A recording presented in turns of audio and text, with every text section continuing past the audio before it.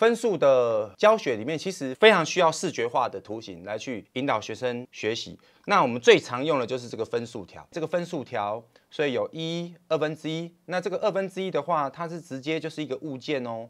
大家看一下，它是可以直接拿起来使用的哦。相同道理，这个1/8也是哦，就是每一个都是单独的一个物件，非常整齐的摆放在这边。这个部分在我们教学面是很常使用的。那分数条制作呢？等一下制作的时候呢，会用到最核心的2个功能，叫做翻动跟镜像。我白话一点解释，翻动跟镜像是整齐复制物件的功能。那像我们以往在复制的时候，我们是不是都会点选它？那我们可能是用无限复制，或是用复制的功能，然后贴上，哦，类似这样。可是你贴上它是直接贴在上面嘛？可是有时候我需要我复制的物件是要整齐排列的，这2个功能其实就是我复制完物件之后能够整齐排列的功能，我都把它当成这样使用。这2个核心的功能在什么地方呢？你点选我们的物件之后，点选它任何物件的右边，大家看到右边这边有没有2个？一个叫做翻动，一个叫做镜像。这2个功能就是我很常使用，复制物件又要能够整齐排列的时候，我就会用这2个功能。我们怎么去制作分数条呢？首先，我必须要有一个基准。形状工具里面选择矩形，然后矩形的话，颜色把它调成黑色。我在操作物件，为了要精准，我会把它的线条把它调到最细。它现在系统设定只能够调到1，然后之后选取它，把它拉到我等一下要做分数条，这是我要对准的界限，非常重要。这件事你以后在操作制作物件的时候，你一定要做2件事。第一个，把它图层移到最底下去，图层移到最底下去，我们在选取的过程里面，我们就不会一直选到它。所以通常我们习惯，我要拿来当做是背景的，或是我要拿来当做是基准的，我会把图层调到最底下去，然后锁定。所以一律就是做这2个动作，图层到最底下，然后锁定。接下来我们要制作1单位的分数条，你这边先拉出一个差不多的宽度的分数条，比如说我分数条差不多要这么宽好了，那一样线条要调到最细。颜色的话会建议用黑色的线，因为我们现在底层有一个矩形在这边，所以如果你没有点很清楚的话，它会点到底下的矩形。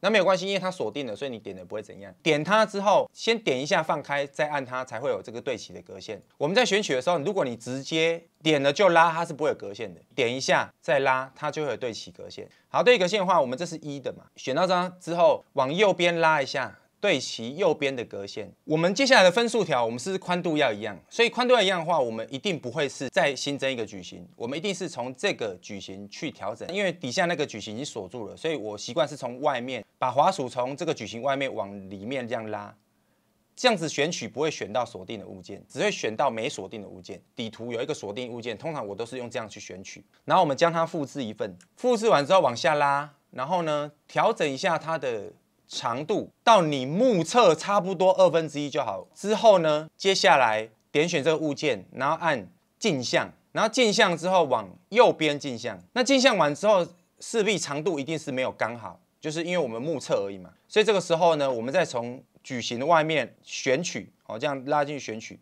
这样是2个一起选取的，然后再拉右边这边把它移过来对齐。好，这样我们就完成1/2的分数条。好，相同道理，接下来我再从我的这边一样拉进来这2个，然后复制。复制下来之后呢，我大概拉到差不多2/3的地方哦，大家你自己感受一下，差不多2/3的地方。所以选其中一个，然后点选镜像，然后往右边镜像。这时候它也不会刚好，可能会突出去一点点，或是少一点点也没关系。你再从这个大矩形的外面这样圈进来，把这3个一起圈起来，然后点选右边长度的部分，把它对齐。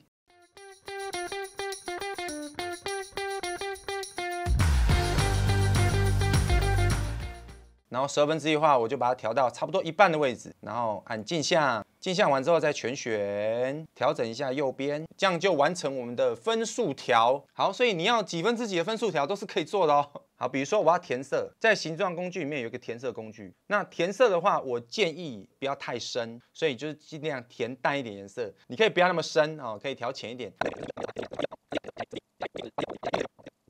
百宝箱里面有工具方程式，点进来之后，它会出现这样一个视窗。那比如说我要1/2，就拿起你的触控笔，帮优派打一下广告。我用优派的 ID 2456加 ACP302，然后写1/2，然后左上角就会出现1/2。MyViewBoard 里面的分数是这样去操作的。那这边有一个 Insert， 就是插入，插入的话，它就会把它插入到我们的 MyViewBoard 里面来。所以大家有看到吗？它插入到这边来，有没有看到？有一个1/2。所以我们这边就不用进方程式编辑器，就可以去完成我们的分数了。调整一下大小，然后放进来，把它底下我不是有一个锁定的长方形吗？我在选取物件，我都是从这个锁定物件外面这样拉进来。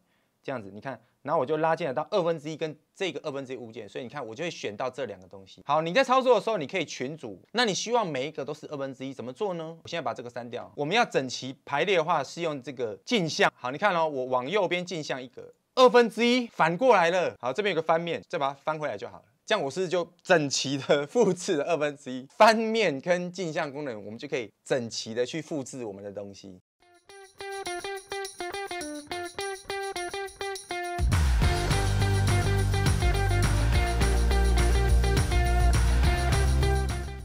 好，中间这个呢翻动，这样我们就完成我们1/3的分数条了，刚刚好对得整整齐齐的，我们就不用再用手去对半天了。接下来我要将这个图片另存新档，所以呢我就一样选取，只有选到1/3这个分数条，在我们的右侧这边有一个，然后有一个这个图像另存新档为会存到我们的硬碟里面去，存档就会存成是一个图档。那为什么我要这么做呢？是因为有可能我在别的地方我会用到这个素材，你存下来之后，你直接从你的档案去拖拉进来这个素材呢，我把它全部选起来，然后把它拉进来。所以拉进来之后，你有发现一件事情吗？就是它的比例是维持不变的哦。我把它全选好，全选之后，我同时放大缩小，这是我从我的档案拉进来的哦。所以我拉进来之后，档案是变这样，你看。